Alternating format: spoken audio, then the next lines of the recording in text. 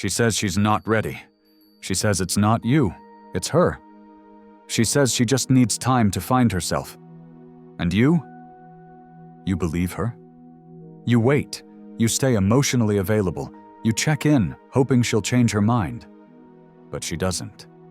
She moves on, dates someone else, posts smiling selfies while you sit in silence wondering what went wrong.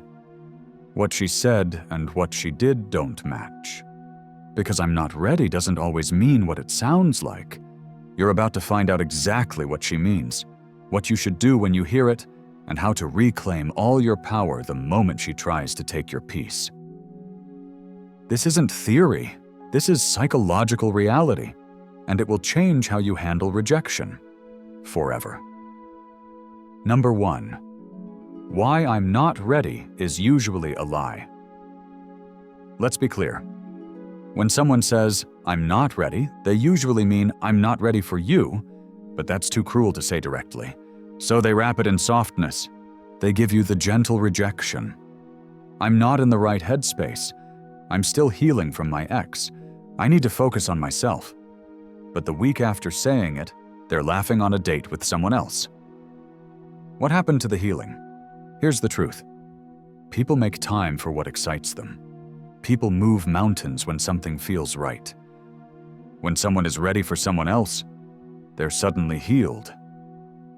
"I'm not ready" is rarely about timing. It's about urgency. If your energy doesn't spark their internal fire, if your presence doesn't challenge their emotional patterns, they may like you, but they won't crave you. So instead of saying, "I don't feel it," they give you a polite pause. They let you walk away thinking it was about them, not you. But now you're stuck, overthinking, waiting, trying to prove you're worth waiting for. Here's the danger.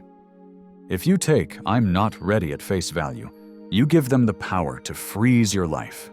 You stop dating. You check your phone for messages. You hope they'll see your worth with time. But you don't need time. You need clarity. And clarity says this: if someone isn't sure about you, be sure about yourself. And walk. Number 2. When it's actually about her. Sometimes she's not lying. Sometimes she truly isn't ready. But don't romanticize that either. Because even when she's being honest, that doesn't make her your responsibility. You are not her healer. You are not her therapist. You are not the crutch she leans on. Until she figures out what she wants.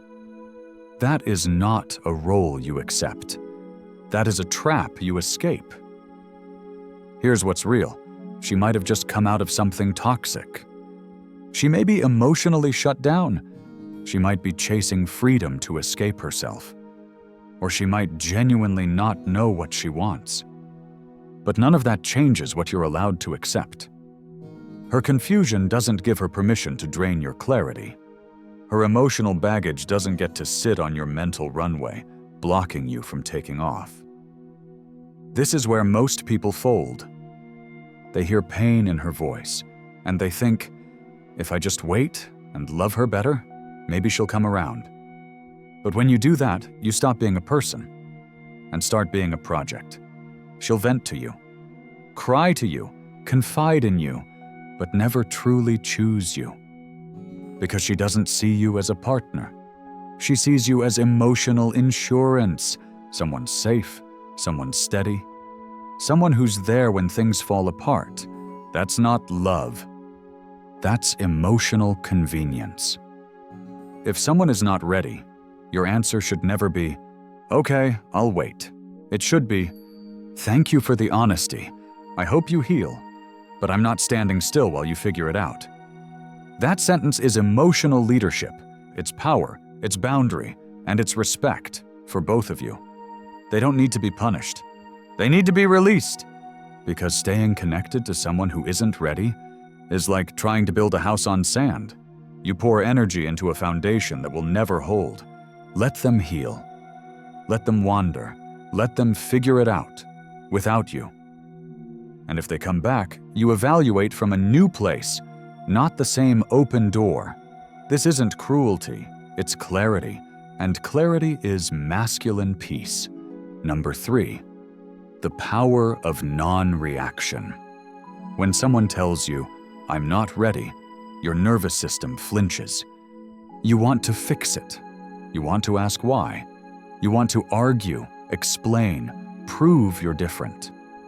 You think that by reacting, you'll regain control of the moment. But in reality, the moment you react emotionally, you surrender your power.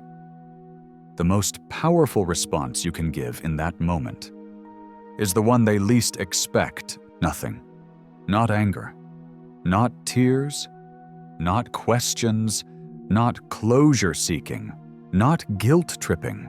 Just silence. Because silence is what makes people sit with their own decisions. See, most people say, "I'm not ready," expecting softness in return. They expect comfort, validation, someone who'll say, "It's okay, I'll wait as long as you need."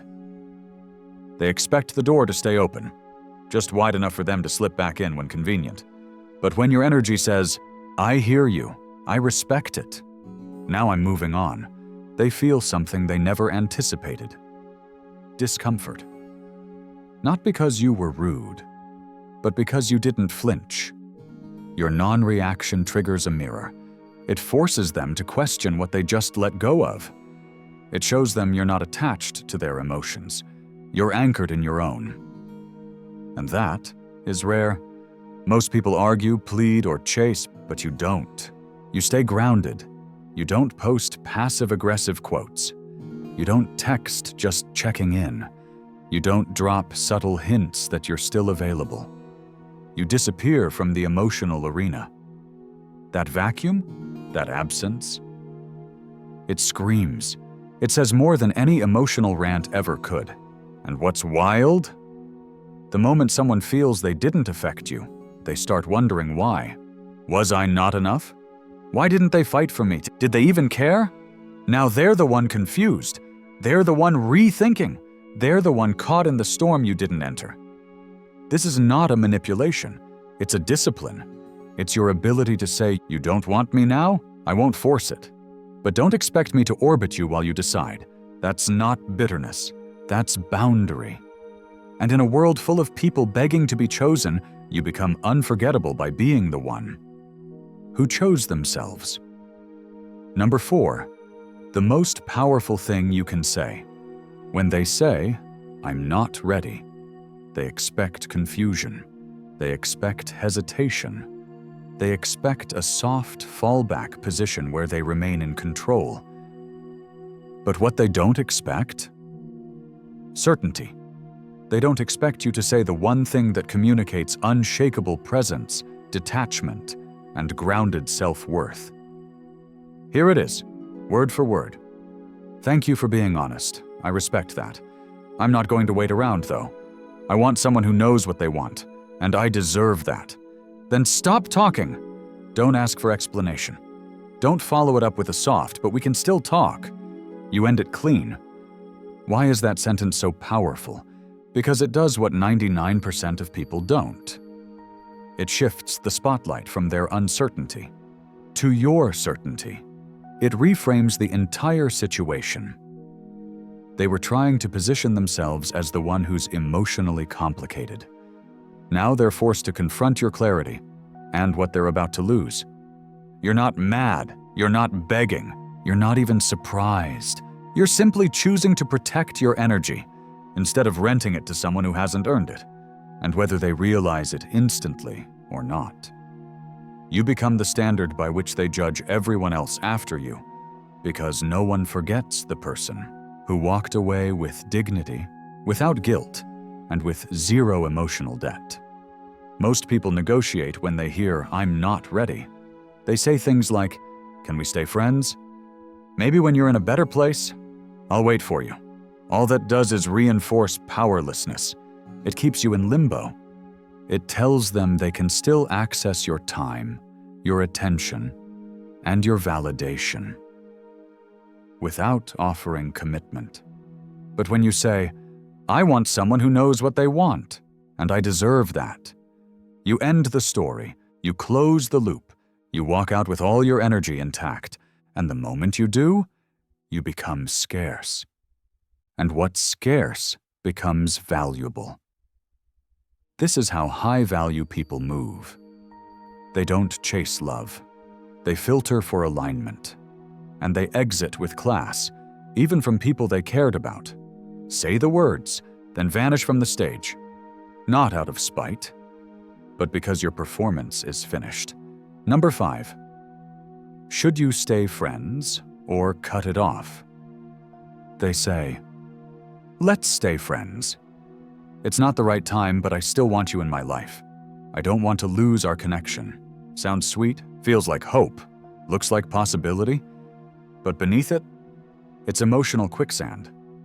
Because when someone says, I'm not ready, but still wants to keep you close, they're not thinking about what's best for you. They're thinking about what's most comfortable for them. They don't want to date you, but they don't want to lose your emotional presence either. They want your support, your validation, your care, your warmth, without giving you commitment, without giving you clarity, without giving you a future. That's not friendship, that's emotional selfishness. Now, here's the harsh truth. If you want them romantically, and they don't feel the same, you cannot be friends. At least not right now, because no matter how strong you are, your subconscious will keep hoping. Every smile they send, every message they drop, every "how are you" will hit you like an emotional landmine.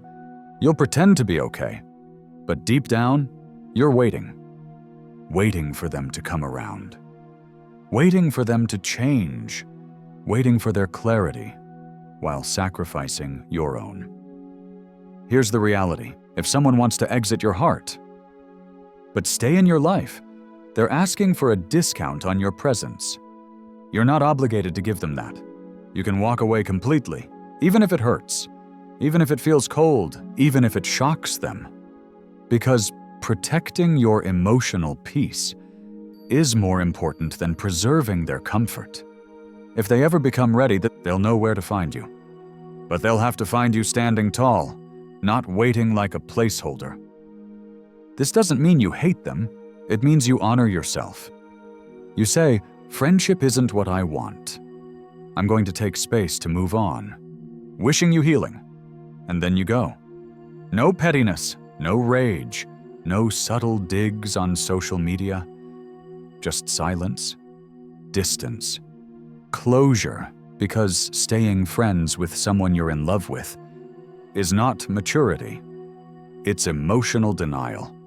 And denial keeps you stuck, while clarity sets you free.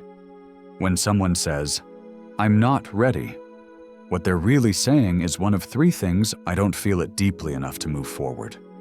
I'm emotionally broken, and I'll use you as comfort until I'm not.